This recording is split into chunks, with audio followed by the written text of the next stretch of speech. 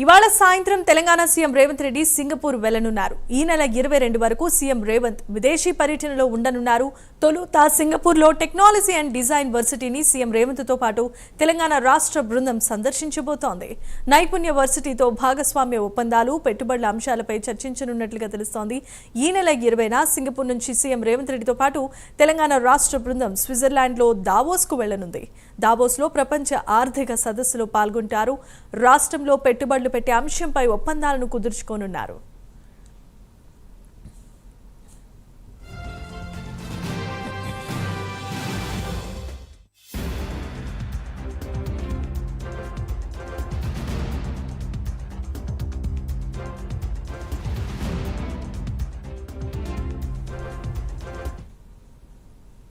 Right, ఇక Telangana CM Revanth Reddy పర్యటనకు సంబంధించిన మరిన్ని అప్డేట్స్ ను మా కరెస్పాండెంట్ చందు లైవ్ ద్వారా అందిస్తారు. చందు, చెప్పండి.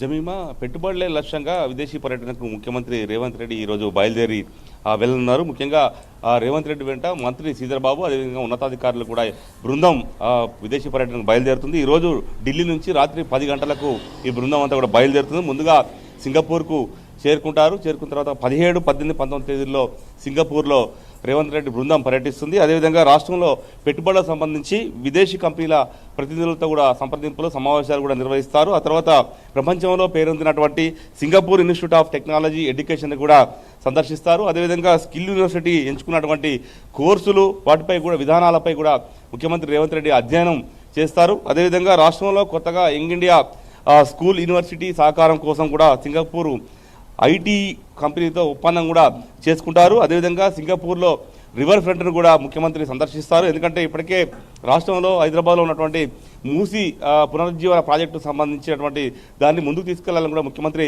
రేవంత్ రెడ్డి భావిస్తున్న నేపథ్యంలో అక్కడ రివర్ ఫ్రంట్ ఏరియా ఎలా అభివృద్ధి చేశారో కూడా తెలుసుకునే ప్రయత్నం అయితే చేస్తారు. అదేవిధంగా సింగపూర్ పర్యటన అనంతరం అక్కడి నుంచి ముఖ్యమంత్రి బృందం 20వ తేదీ ఉదయం దావోస్కు చేరుకుంటుంది స్విట్జర్లాండ్లో. అదేవిధంగా 20 నుంచి 22 వరకు వరల్డ్ ఎకనామిక్ ఫోరం వార్షిక సదస్సులో కూడా ముఖ్యమంత్రి పాల్గొంటారు. అక్కడ పెట్టుబడులకు గమ్యస్థానమైనటువంటి అక్కడ దావోస్లో ఖచ్చితంగా తెలంగాణను ప్రపంచానికి పరిచయం చేయబోతున్నారు. అదేవిధంగా దాన్ని ఉపయోగించుకోబోతున్నారు. ఎందుకంటే గత దావోస్ పర్యటన సందర్భంగా 47 పెట్టుబడులను కూడా రాష్ట్ర ప్రభుత్వం ఆకర్షించింది, పెట్టుబడులను తీసుకొచ్చింది, సమీకరించింది.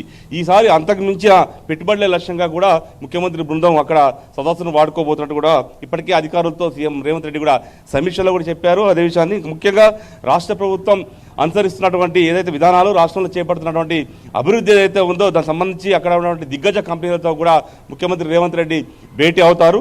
ముఖ్యంగా ఇప్పటికే గ్లోబల్ కేపబిలిటీ సెంటర్లకు హైదరాబాద్ కూడా అడ్డాగా మారింది. ఈ నేపథ్యంలో ఏఐ, అదేవిధంగా ఐటీ, ఫార్మా, మ్యానుఫ్యాక్చరింగ్ రంగాలకు కూడా రాష్ట్ర ప్రభుత్వం ప్రోత్సాహకాలు కూడా అందిస్తున్న క్రమంలో ఇప్పటికే క్లీన్ అండ్ ఎనర్జీ గ్రీన్ పాలసీపై కూడా ప్రముఖ కంపెనీలను కూడా ఆసక్తిని ప్రదర్శిస్తున్నాయి.